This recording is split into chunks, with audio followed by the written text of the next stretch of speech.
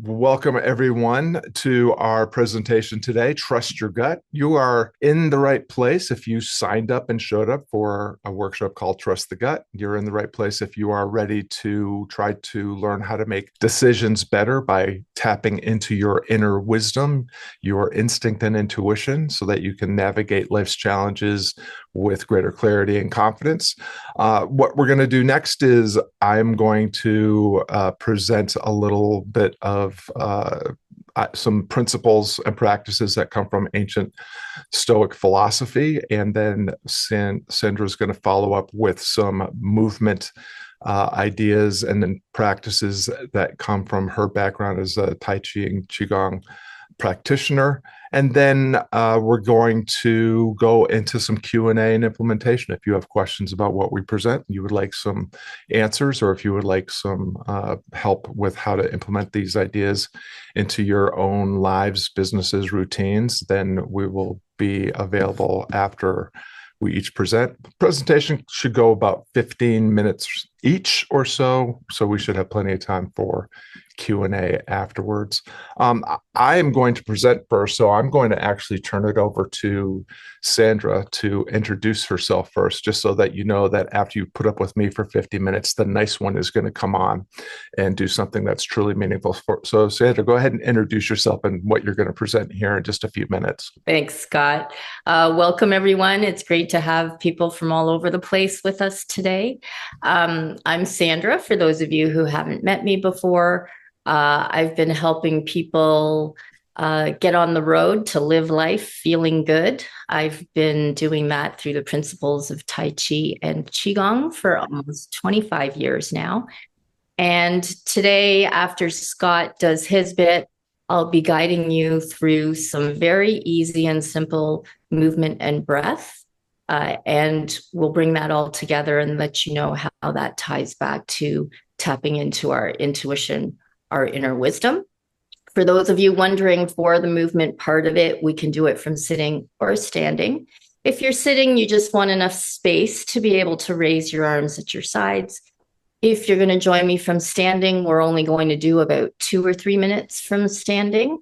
And you don't need to give me a full body view as we move through. You can, wherever you have a bit of space is enough. And we'll see you then. Fantastic. So what I'm going to do for my piece is I'm going to actually share my screen. And just a word of warning for those of you who are new to me, my presentation style is affectionately called by members of the community that I host on Substack as fire hose to the face. This is, I think, a term of endearment, but what I'm going to do is present quite a bit of information to you quite quickly. But I want you all to know ahead of time that the notes that I'm going to be sharing with you are going to be available to you afterward. So if I move really fast and you miss something, don't worry. The recording is going to come your way immediately following this workshop, and you'll get my presentation notes. So you'll have a chance to catch up. I just like to provide a little bit of context before I get into the actual meat and potatoes exercise that we're going to go through. So with that, I'm going to go ahead and share my screen, and you're welcome to take screenshots if you want to, but again, you'll have all of these notes here when we're all done. So here's one of the ways that I like to talk about things is let's talk about what situation we're finding ourselves in that we're trying to resolve or navigate, and that just helps us identify the problem, the next thing that we need to take care of to help get this situation being navigated in a way that aligns more with our desire for greater joy and equanimity in our lives. And then after we kind of identify the situation and why the situation is the way it is, I'm going to give you some tools, and Sandra will follow up with some tools on how you can better situate yourself within the circumstances you're in to help identify and solve your challenges or problems and get to a place that feels better and allows you to have a greater sense of equanimity in your desire to navigate life with getting closer to what it is that you actually want.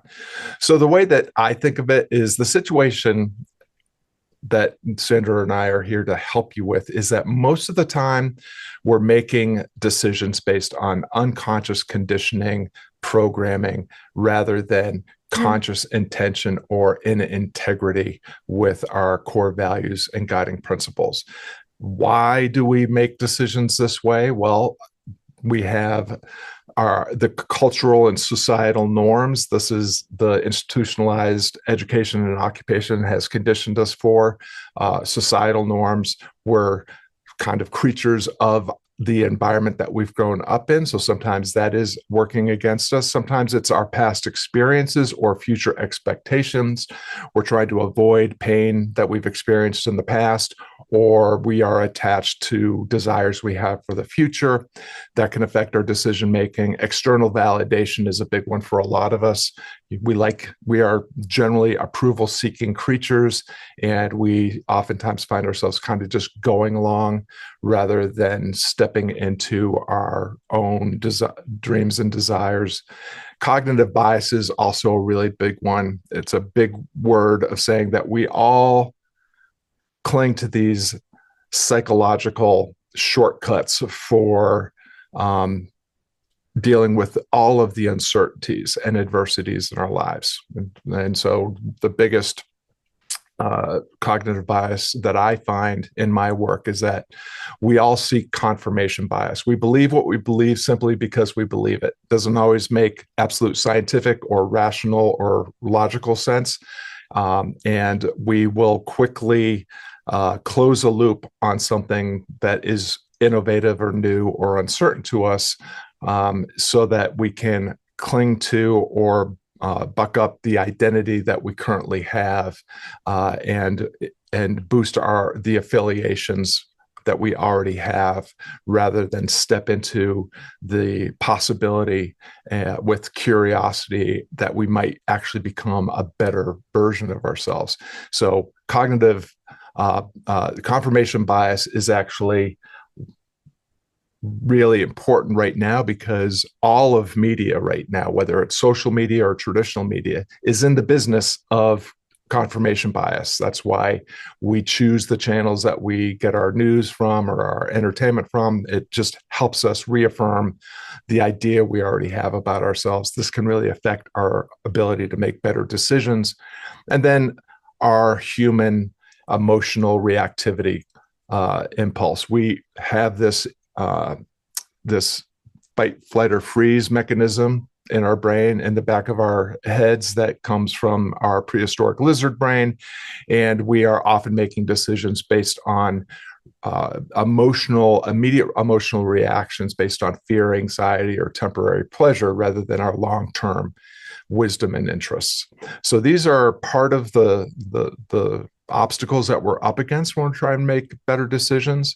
And the problem is that it just continues our habitual patterns. We're going to do today exactly what we did yesterday, and probably do tomorrow what we did today. And if we have any expectations that we're going to get different results, that's the definition of insanity, right? If you're doing the same thing over and over and over again and expect a different result, according to Einstein anyways, that's the definition of insanity. It also disconnects us from our core values and inner wisdom. And so this idea of, when we talk about the habitual patterns, one of the things that I often say with my clients and members of the Substack community is, you're becoming, lies, and being more of what you've always been. And a lot of what I'm going to present, and I think if I will project that some of what Sandra will be talking about, is we're not trying to turn you into something that you're not. We're actually trying to get you back to being what you've always been. As children, as toddlers, I'm a full-time daycare provider for my 3-year-old grandson. I see this on display every single day.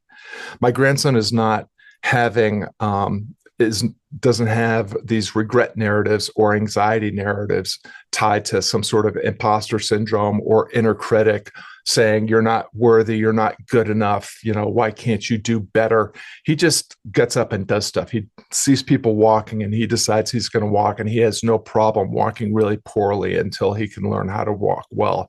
He's learning how to talk right now, and he's doing a lot of things that we don't understand, but he doesn't care. He's just going to continue making noises until we can make sense of them, right? And so oftentimes, after we've been through institutionalized education, occupation, and all the societal norms around, being a member of society or raising a family or being a spouse or a partner or so forth, we have all these things that have gotten us away from our core, which is to be naturally curious, full of awe and wonder, and willing to playfully try things, knowing that we'll do them poorly until we do them well.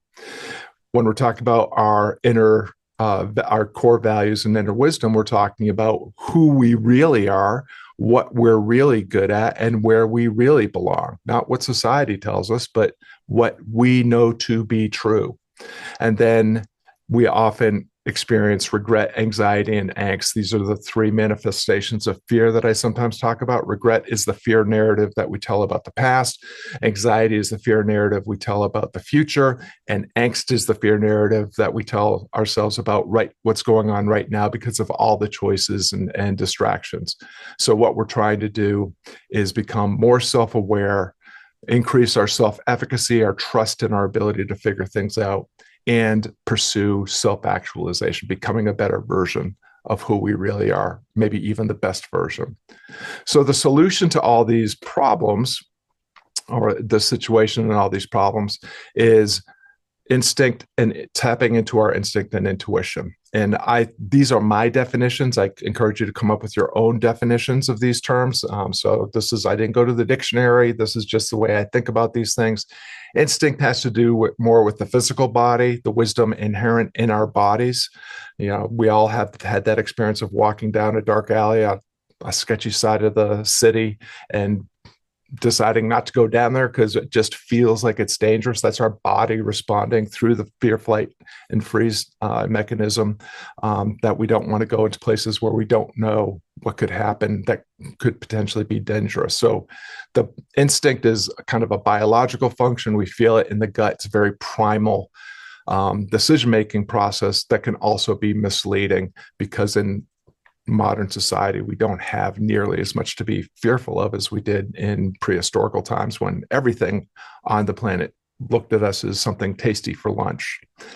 Intuition is just this idea of the mind's deeper knowing. So this is our subconscious intelligence that we're not always aware of, that we've got through accumulated experience, and that we're not always able to articulate where this comes from or why we are feeling this way. We arrive at this through pattern recognition, and that, unlike instinct, it's not just about survival, but inner wisdom and deeper understanding arises as this quiet sense of knowing, rather a way of responding to the world rather than reacting based on immediate emotional reactions. So that's kind of the context. And then, why we are wanting to reconnect with instinct and intuition is it helps us cut through the noise.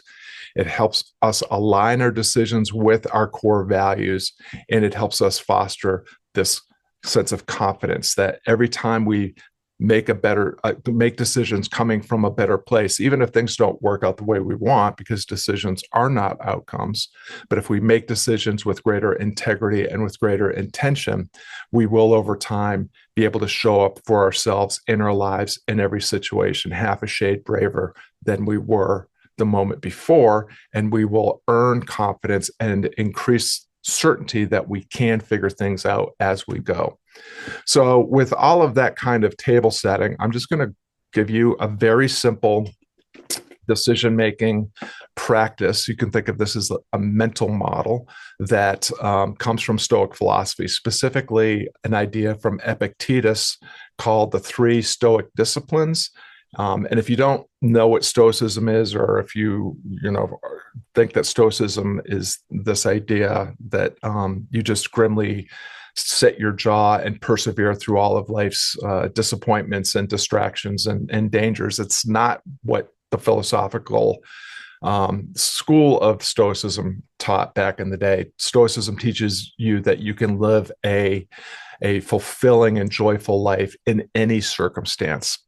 Stoicism came about from in the 300s BC through the 300s AD, at a time when you probably were going to experience natural disaster, famine, enslavement, conscripted military service, or be the victim of warfare enacted upon where you lived. And the Stoics said that you can navigate even these most extreme hardships with a sense of joy and equanimity. So what the Stoics did was they said that what we want to do to cultivate equanimity, to cultivate this sense of joy, regardless of our situation or circumstance, is we want to have a reasoned approach for dealing with these emotional reactions that naturally occur because we are human beings. It's not that emotions are bad and that we should suppress them, but we should learn how to notice them and navigate them so that we can not be ruled by our fears and desires, but instead use them as signals for how we can name, notice, and navigate the situation we're in with a greater sense of purpose and fulfillment. So the three Stoic disciplines, very simply, are perception, action, and will. And the discipline of perception is all about how we see things. Action is what we decide and do next. And will is not really willpower, but it is willing acceptance of things being as they are in the moment we're in, to willingly accept the truth of our circumstance or situation. And so the Stoics said that all you need to have in order to live a good and fulfilling life, a life of greater flourishing, is to cultivate the content of your character, to cultivate what they called virtue. And the first step in this was recognizing that everything in life is beyond your control. You can't control the weather. You can't control what happens to your body. You can't control other people. You can't control the circumstances and situation around you. But while all those things are outside of your control, what's within your control always is your ability to control how you see things and your ability to decide and do what you need to do next. And if you just practice approaching those two things that you can control with a greater sense of intention and integrity, you will flourish and find peace of mind in any circumstance or situation. So the way that I teach applying this to decision making is I repurpose the three Stoic disciplines in three steps: notice, name, navigate. Notice, the discipline of perception. What is going on? What is really going on? I use the question, what's now? And when I'm assessing what's now, I mean, what's really happening now? What is happening now without all the narrative fallacies, without all the adjectives and adverbs, without all the value judgments? It's not, oh, I looked at my calendar. I'm a freelancer. I don't have enough gigs to pay all my bills. Oh, woe is me. I'm not going to be able to pay my bills. My wife is going to leave me. My kids are going to hate me. I'm going to have to sell my dog, and I'll lose my house and end up living in a box under an underpass. That's emotions run amok. What's really happening, if I apply the discipline of perception and I just name what is actually happening without the adjectives and adverbs and value judgments, is I don't have enough gigs on my calendar to pay my bills this month. That's the situation. It becomes much more easier to navigate the objective situation than it is with all the narrative fallacies that we normally attach to it, which then allows me to define what's next, the discipline of action. After I've named what's happening very plainly and objectively, or after I've noticed it very plainly and objectively and named it plainly and objectively, now I can look at all the actual choices. I could sell off some of my instruments that I don't play anymore and earn some cash that way. I could reach out to clients that have hired me in the past and been happy for referrals. I could reach out to past clients and see if they want to hire me again. I could put out a new offer to members of my contacts, my network that haven't bought anything from me yet. There's all sorts of ways that I could look at the choices. And so by saying what's next and naming all the choices, I can then define and decide which of those things, if I did it, gives me the greatest probability of getting closer to what I actually want. So the discipline of action is not just about naming your choices, but deciding and then acting upon the choice that makes the most sense for you, in alignment with your core values and guiding principles, in alignment with what you actually want for your life and for the people that you care about and are responsible for, and then doing the thing that needs to be done instead of getting caught up in narrative fallacies and tucking your head under the covers and hoping it all goes away, which it never does. And then what matters is that you are always applying this process with intention, meaning that you have a clear purpose in mind, that I'm trying to solve this specific problem and get this specific outcome, and with integrity, meaning don't violate your values, don't violate your guiding principles, don't do no harm to other people through the reasoned choices that you make and the actions that you take based on those decisions.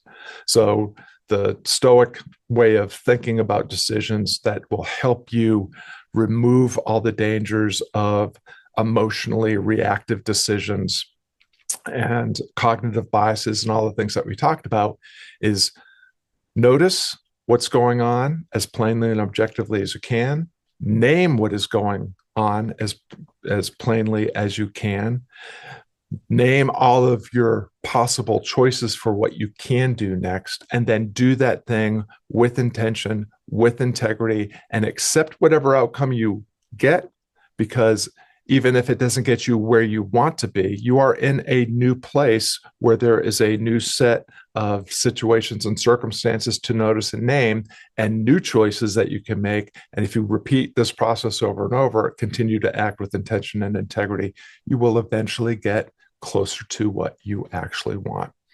So that is the process. I'm going to turn it over to Sandra. When you get this document, I do have a full presentation that you can click on. It's about 45 minutes or so, really goes into depth into the Stoic disciplines and more about Stoicism.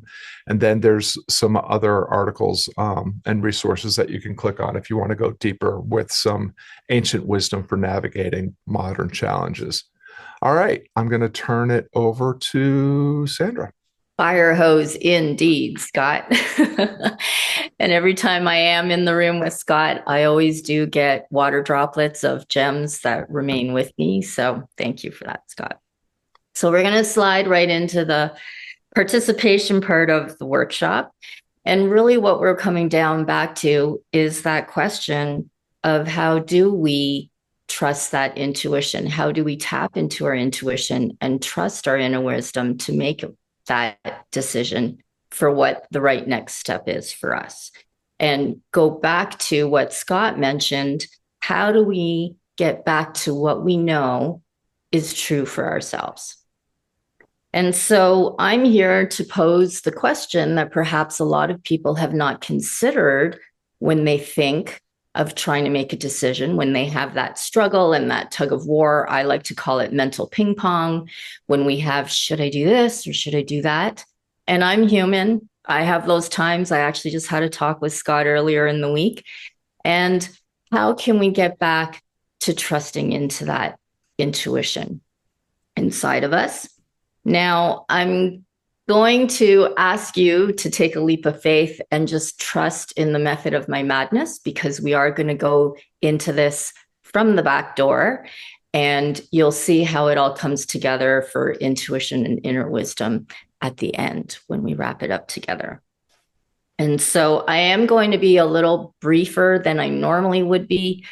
We're on a tight time, Scott said, tight timeline here.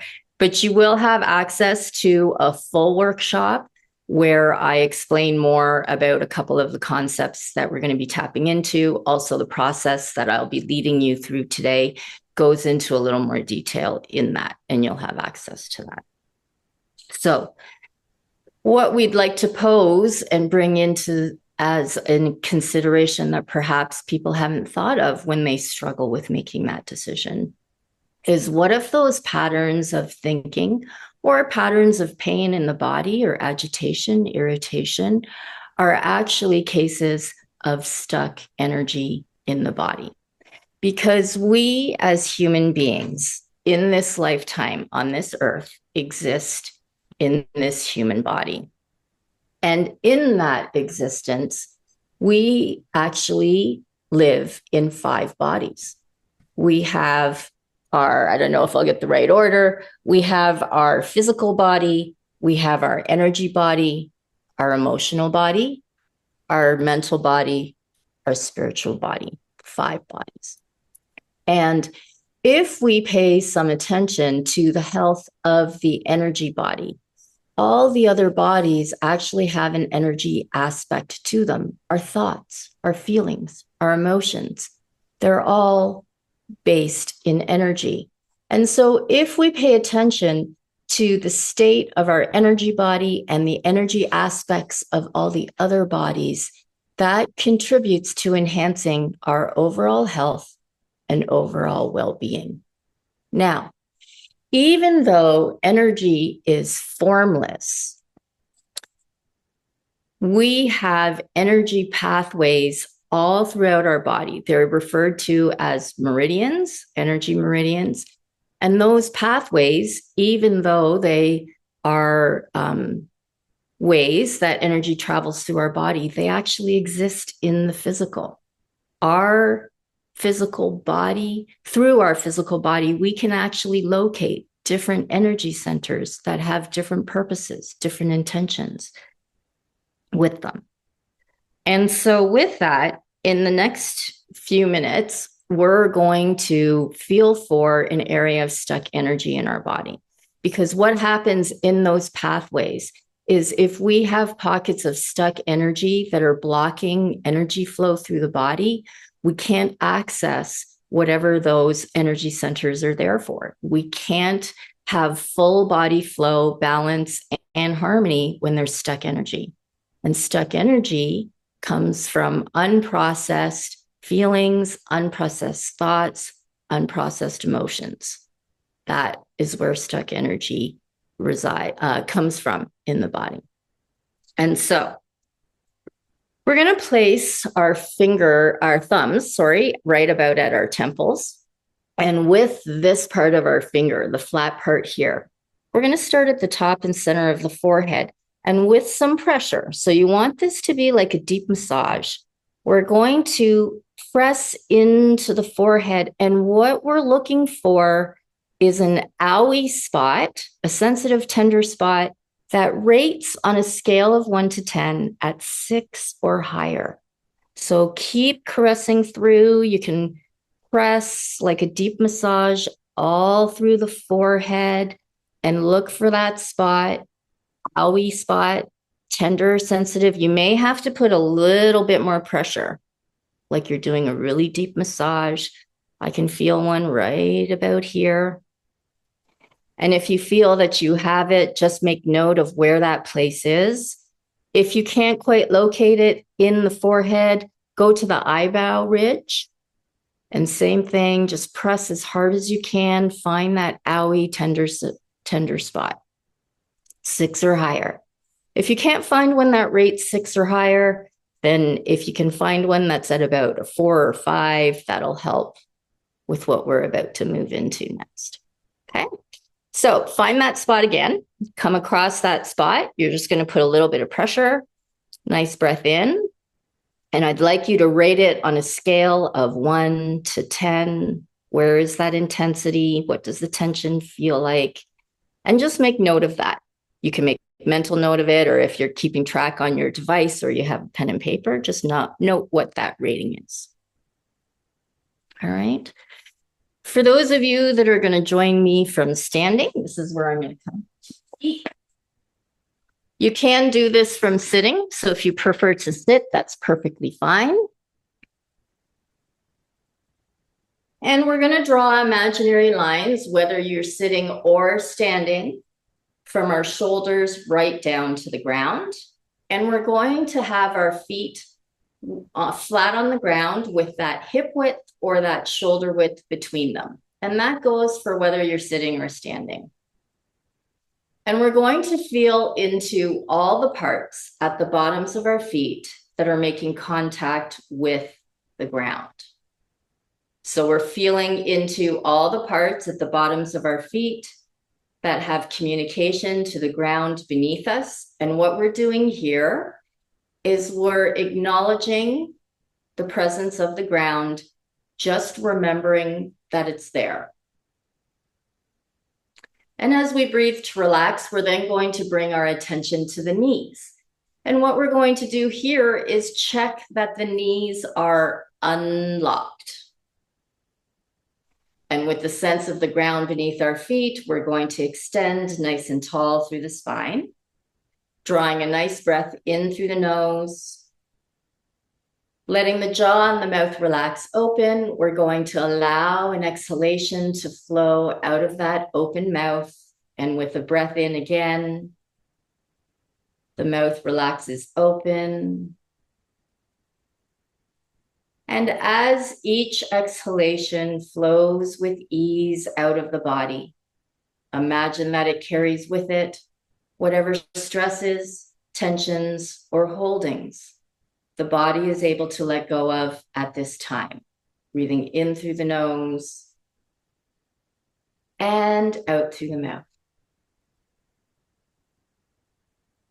And with the sense of the ground beneath our feet, we're going to pretend that the ground is a trampoline, and we're going to bring in some bouncing and shaking. So we relax to the ground, push the ground to come up. His arms are like cooked spaghetti, shaking through the wrists to the fingertips, breathing in through the nose and out through the mouth, in through the nose and out through the mouth. If you can, letting your exhalations be a little bit longer than your inhalations. So breathing in and out, out, out. Breathing in and out, out, out. And from all the way out here, our bouncing, our shaking will get a little bit smaller and a little bit slower, a little bit smaller and slower still, until we gradually come back to the stillness of our standing, just letting the body feel the energy of what you were just moving through, not analyzing what the body is feeling, but just allow the body to feel. And with shoulders relaxed, as we breathe in, the arms are going to float up. Releasing through the elbow, we're going to point fingertips towards each other without touching. And breathing out, the palms are going to push in front of the body back towards the ground. And again, shoulders relax, breathing in. Release through the elbow, forming our mountain. Breathing out. Push those palms flat towards the earth. 3 more times through. Inhale. Exhale.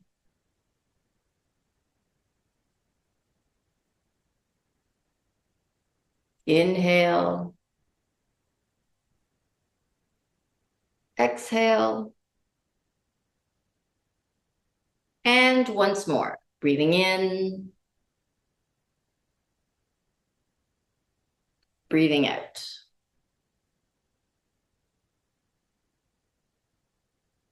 For those of you that join me from standing, I'm going to ask you to take a seat again.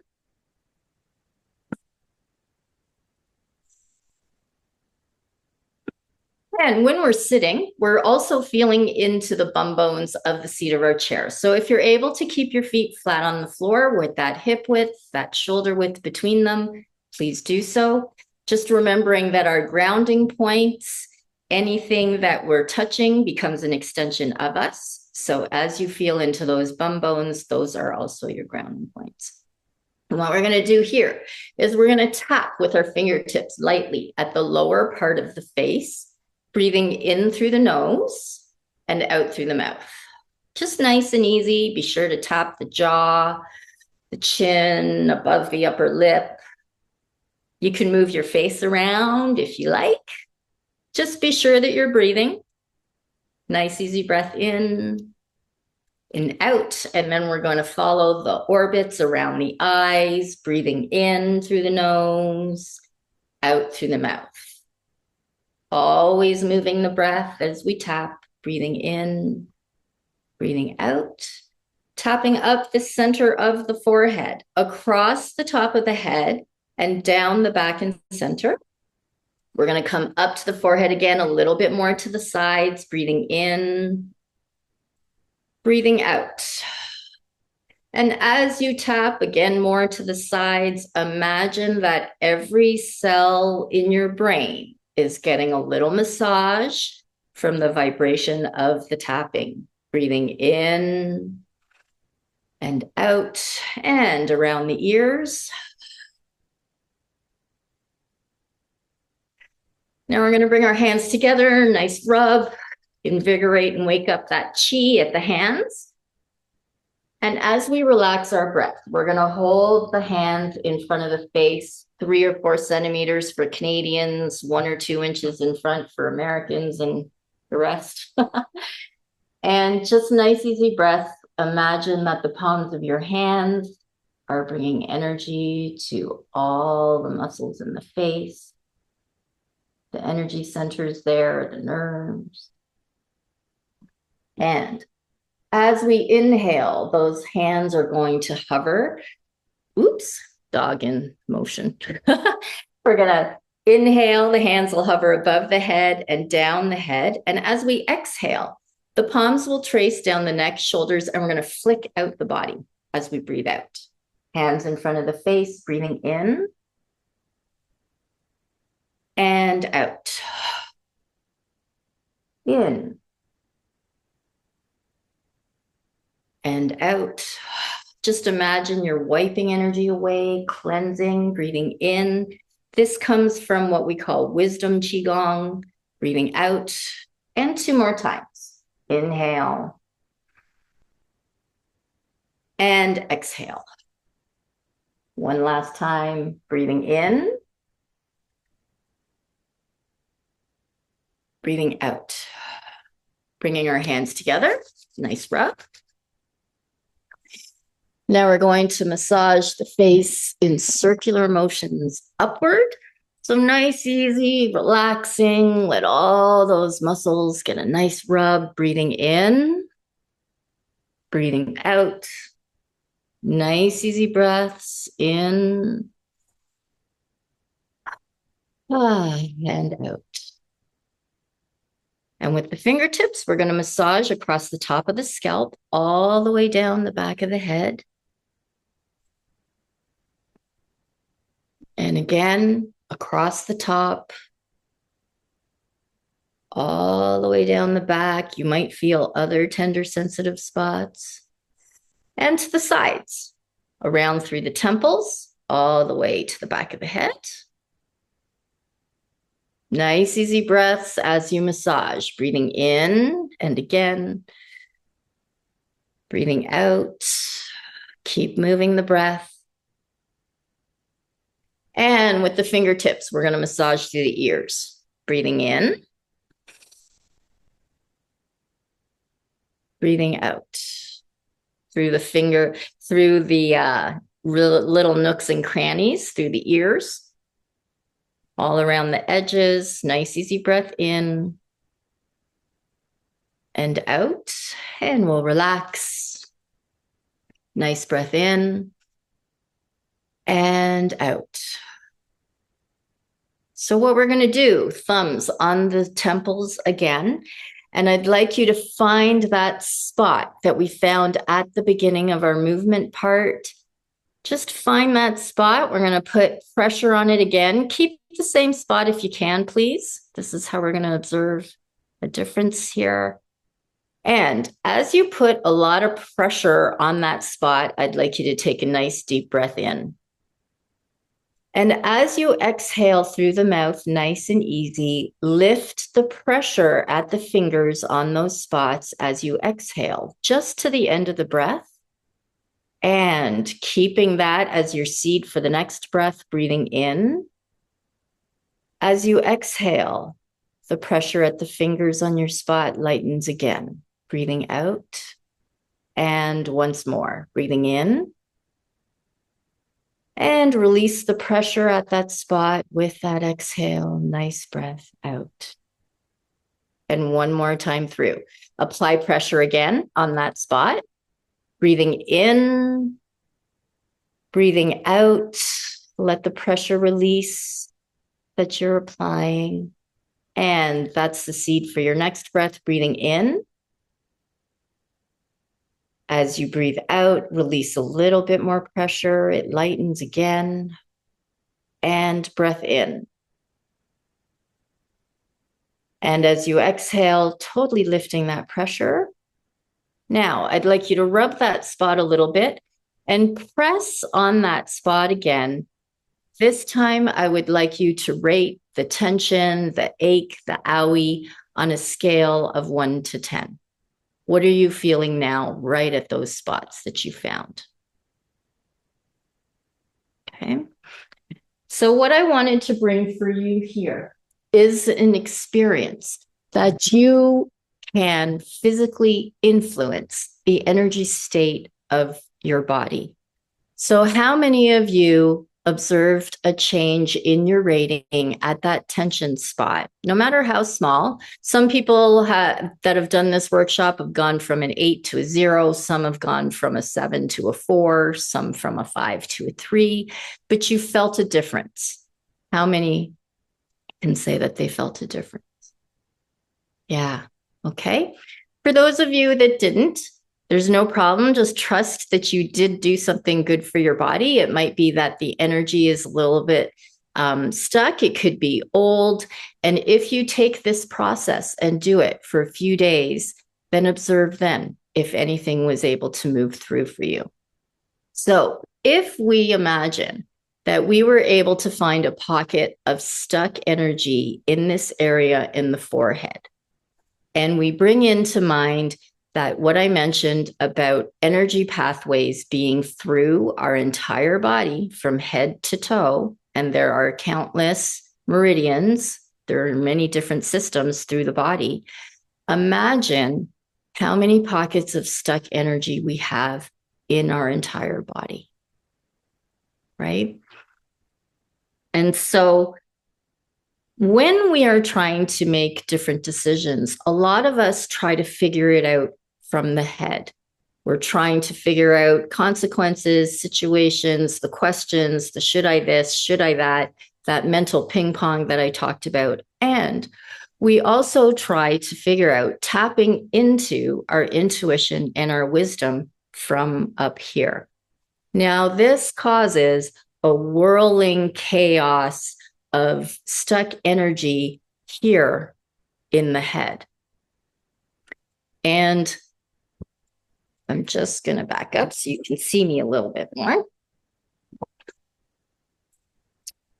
When we try to figure out what it is we'd like to do, and we try to figure out what our intuition, what our inner wisdom is telling us from up here, energetically, the energy center of our intuition actually is right here. If you put 2 fingers above your belly button and then a flat hand right above that, that's our energy center of intuition. Follow the rib line into that V that the rib cage makes, and right in the center of that little V is our energy center where our wisdom resides. So if we're trying to make decisions completely up here from the head, and there's stuck energy because there's no flow, we have stuck energy pockets in the other meridians in our body. If we are wanting to access wisdom and intuition that reside here, we need that mind-body connection to be open. If we're trying to make decisions, trying to figure out what we need to do purely from the head, we're not allowing any access from our intuition and from our wisdom. And so a question that often comes here is, well, how do I know what my intuition's telling me? How do I know if my inner wisdom is speaking to me? Inner wisdom and intuition are always in the best interest for you. Your intuition will always lead you and guide you to the right decision for you. You know, young people will say it's that hell yes, or it's, if it's not a hell yes, then it's a hell no. Because if you are second guessing, worrying, overthinking, there's doubt, there's uncertainty, that's the mind. Because your intuition will never bring you to doubt. It will never bring you to uncertainty. Your intuition, your wisdom is always in the best interest of you, and they reside right here. This is where they live. And so with that, we're going to move into our question and answer time. If anyone has any questions or thoughts they'd like to share, and I'll turn it back to you, Scott. Yeah, that was wonderful. Thank you, Sandra. As you're thinking about your questions, you're free to raise your hand. I think we're a small enough group you could actually just come off mute. I'm just going to give you one exercise to go home with, and that is we make hundreds, if not thousands, of decisions every single moment of every single day, or in every moment of every single day. We will end up making hundreds and thousands of decisions. So as you're leaving today, I would encourage you to choose something that you need to make a decision about. What's one decision that you need to make today? And what happens if you go through a little physical mindfulness that Sandra just walked you through, and you then apply the 3 Stoic disciplines of notice, name, and navigate, and just notice whether or not you feel like you are more tapped into your instincts, your intuition, and your inner wisdom as you navigate through your next 1, 2, or 3 decisions. And I think you'll find that you've learned some things here today that can be really powerful if you practice them. I'm fond of saying everything I teach works if you do the work, and therein lies the rub. Any questions? Any implementation advice that you request? Any additional tips or anything that you need further unpacked? We're here for the next little bit. I have a question. I'm familiar with the Stoic philosophy, though you outlined it beautifully. How is that not more headspace decision making as opposed to Sandra's energy gut based, or is your thing going to meld your course or your curriculum melding the two? It's a great question, and a completely fair question, because I think a lot of the times we think of Eastern philosophy. So in addition to Stoic philosophy, I'm also a student of the Bhagavad Gita and Zen and Taoist texts and philosophies. And for me, I don't see the distinction, but I recognize that probably one of the reasons why I was drawn more strongly to Stoicism is it does align more with the way I look and where I come from, which is Western male, brain-oriented, rationally oriented type of person. What I have found over time is that number one, the thing about all these philosophies is that they all arose during what's called the axial age, like in all these places all over the world. human beings were wrestling with the same questions and coming up with more or less the same solutions. They just articulated them in the way that their culture made sense of things. And so even though the Stoic philosophy and principles might feel a little bit more pragmatic and logical and rational, if you practice them enough, they do just become baked into your operating system. And what I have found personally is that I operate much more often from instinct and intuition unconsciously, the way I used to just react in anger or fear emotionally most of the time. Now my default setting is more reasoned, balanced, experiencing what I call stillness in the storm of everyday living. So, yeah, I think everyone's mileage may vary. And what you'll find is, like, I would assert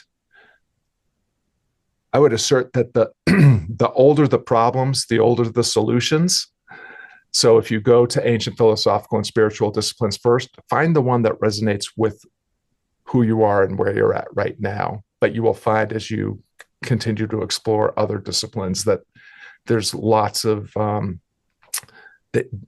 a lot of the principles and practices rhyme, and that there's a different way of looking at it, a different approach can be gleaned from any of the ancient surviving and still popular physical or spiritual and philosophical disciplines. Does that make sense, Helen? It does. It still doesn't. I still don't see how it's a instinctual or intuitive fostering practice. I'll tie it into what Sandra just shared, right? Like, oftentimes our mind is making decisions for us, and when we say our mind, what we're actually saying is our amygdala, our fight, flight, or freeze, is making decisions for us, right? By reacting from immediate emotional responses. And what Sandra just walked us through gets us a little bit more grounded and able to reason from our natural wisdom, our innate wisdom. And that, you can say, well, we're emotional creatures. We just are always reacting to situations. And if you want to embrace that and accept that as the way you are and the way you're always going to be, that's fine. But what Stoic philosophy and the traditions that Sandra practices and teaches is that you can get into another level of inner wisdom, of natural response that is more likely to help you lead a healthier and happier existence. If I can offer something here, Scott, which might help for Helen, I think if you consider that you want balance and harmony between the mind and the body, not one or the other taking over, because they're both very important. I mean, the mind has the ideas, the mind, right? The creativity, that comes through the thinking through. What is it that you want to do? However, once we have that, then when we bring that thought, that idea, that creativity, that inspiration into actual manifestation through our physical action, the doing, that's where the body comes in, because you're then bringing the formless into form. So while here the mind can bring the inspiration, the creativity, the idea, the desire for, that walk every day, or that project you've been wanting to get to, or, whatever it is, the idea comes, the inspiration, however you want to refer to it, comes through the mind, through the thoughts. But then when we want to bring it into the physical, when we want to bring it into doing, well, how do we know which step to take next? And that's where we can come into the trusting in those energy centers, because we're bringing it into form, we're bringing it into body. into actual physical manifestation. Does Well said. that help? I saw some nods. Go ahead, Helen. It sort of does. I see how Sandra's brings it into the body. I don't see how Stoicism brings it into the body, or intuition. I don't see how I understand the need for balance. That's how I began my question. Is this a balance of the two? I don't see how Stoicism alone gets you to intuition or the body, or I'm not devaluing it. I actually value it. I think I practice it.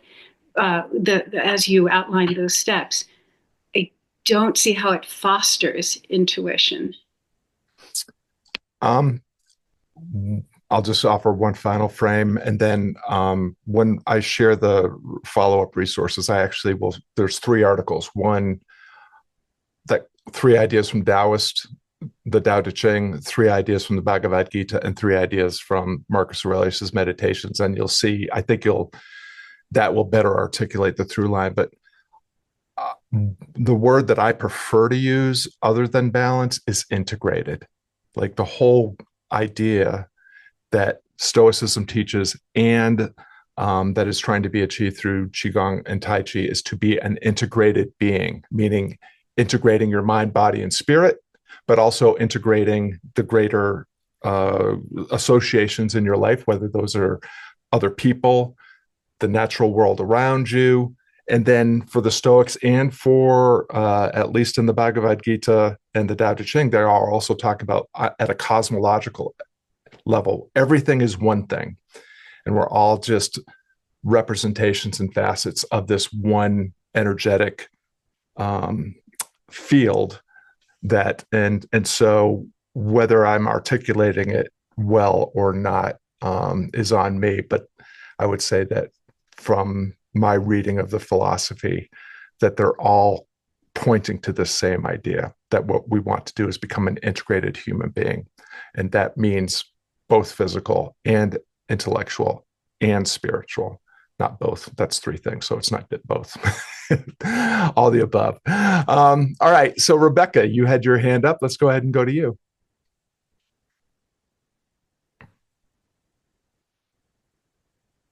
Okay. There you go. Thank you, Scott. I would like to just contribute to that conversation.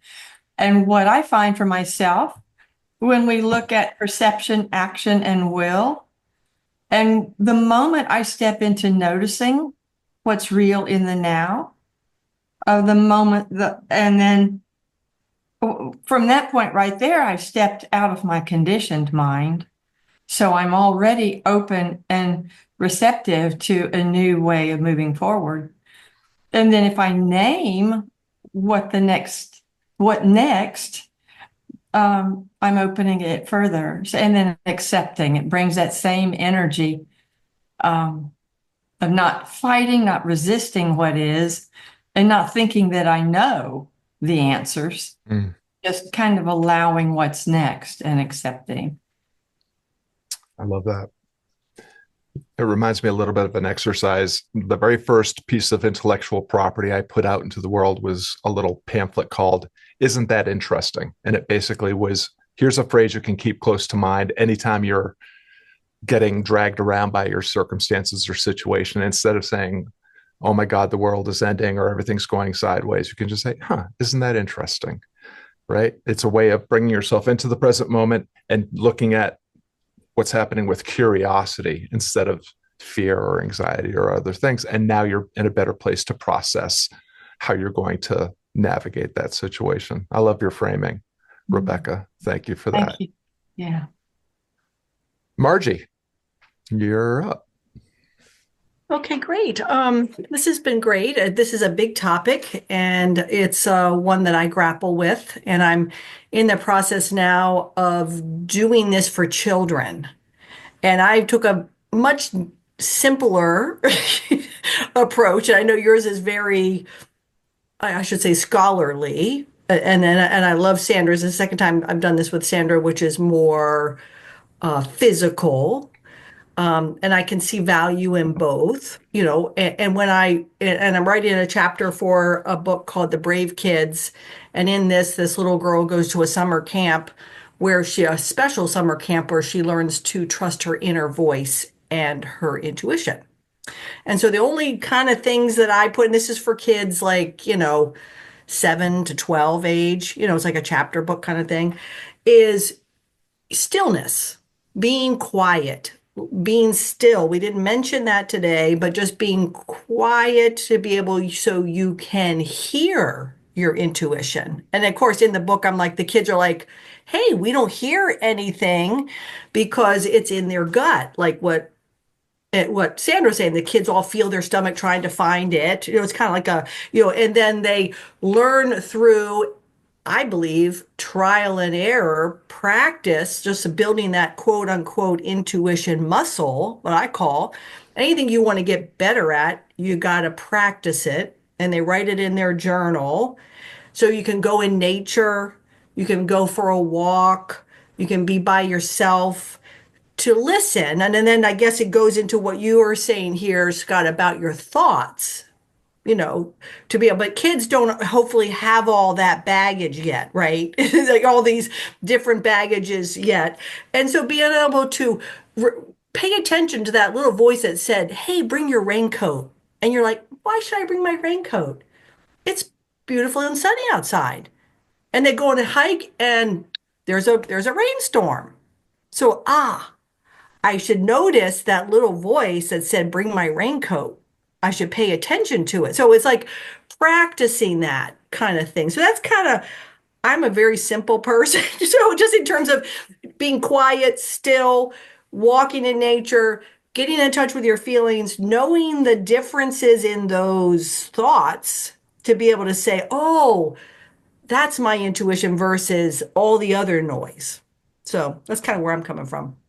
Yeah, I appreciate that. Molly actually shared something that came to me in the messages, that the word stillness stands up from what I said is something that both traditions share, meaning deciding from emptiness or stillness. And I think that a lot of the times stillness stillness is a word that I use. Presence is another reflection of that, right? Like one of the things that I'm often working on with clients is this idea that your life is speaking to you because it wants to speak through you. And I think you're talking about that a little bit, Margie, and that, but if you're not still enough and paying close enough attention or listening closely enough, you won't hear it. But it's always there, that calling. Life is always calling to us if we have the if we have the discernment and the ability to be quiet enough to listen. So I appreciate that. I appreciate the work that you're doing with kids too. That's really powerful. Margie, if I can just offer a little piece that hopefully you might be able to incorporate into your book, given that it's camp-based for kids. If you could encourage something along the lines of a little bit of barefoot walking. Barefoot, I'm big into nature, get energy. Especially in nature. And that goes for all of us. If you're used to walking with something on your feet all the time, I mean, it's cold here, so I'll do it in the house just for a few minutes a day. It doesn't have to be a whole day because I love my woolly slippers. But barefoot walking is really key, and for kids can make a huge difference. We all did that when we were little, running around in the yard in the grass and out all day till our parents came looking for us, So yeah, it's a different world now. Now they're on their devices and their Kindles and their iPads. But yes, I'll include that. Thank you. Fantastic. Carmen. Hi, Scott and Sandra. Thank you very much. A wonderful workshop. I had a question regarding how the anxiety can interfere with our intuition and decisions. You want to go first, Sandra? Sorry, Carmen, was that how our anxiety? Yes, because I know anxiety interfere with our decisions. So how we can control if our intuition is gonna be right to make, because I feel sometimes it's block our decision, the anxiety, and you don't know what to do, or you go for the wrong decision. Okay. So there's a saying, it's considered an old Chinese proverb, that when we mindfully live in the past, that ends up bringing us into worry because we're wondering if we made the right decision. We're putting up with all these consequences of different choices that we've made, but it's in the past of things we actually can't change. But that actually brings the energy of worry. When we think of the future, because we don't know what's coming, that brings us into fear and anxiety. So our mind takes us to what we don't know yet, but we think of all these scenarios. And then actually when the moment happens, none of the million and one things we thought about are actually the thing that comes to fruition. Something else happens altogether. So when we're in the past, we're in worry. When we're in the future, that's when anxiety comes in. And so it's wanting to, what Rebecca alluded to, being present. And in lots of conversations with Scott, that's what we come back to, is everything that we go through, I bring it back to presence. And what we can do to come back to the moment, come back to presence, is ground, breathe, so that we come back into the body and we're not living up here. When we're living up here, Carmen, the worry, the anxiety, right? Thinking through different things, we're completely disconnected from the body. And by what I shared energetically, that's where intuition is.